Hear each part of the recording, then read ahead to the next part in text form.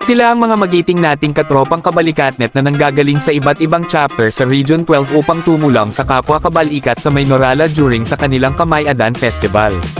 Highly requested po ng PNP Norala ang grupo ni Ma'am Ajem at ito'y sinuportahan ng ibang katropa mula sa Esperanza chapter from Isulan, Sultan Kudarat.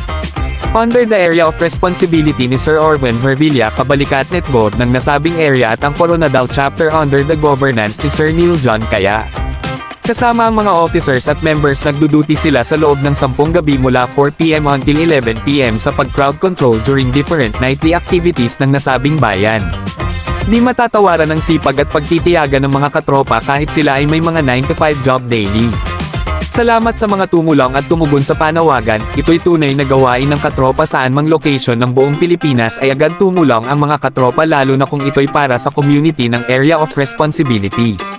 Good job mga katropa at salamat sa pagtitiwala ng mga bayan sa ating mga kabalikatnet na kahit ito'y voluntaryong gawain kayo ay perfect attendance sa duty.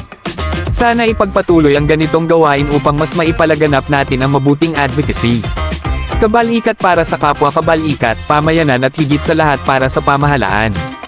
Tatay 01 Haji Ibni Abar Opan, our founding chairman at national president, is so proud sa inyong lahat. Mabuhay ang Kabalikatnet International Association Incorporated nationwide and even worldwide as well.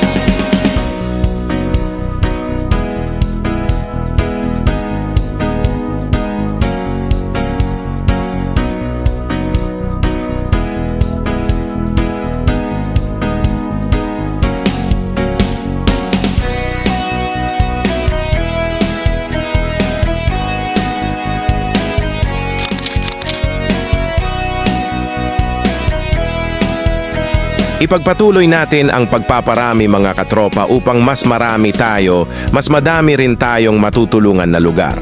Tandaan ang 3 M, magmamahalan, magtutulungan at magkakaisa.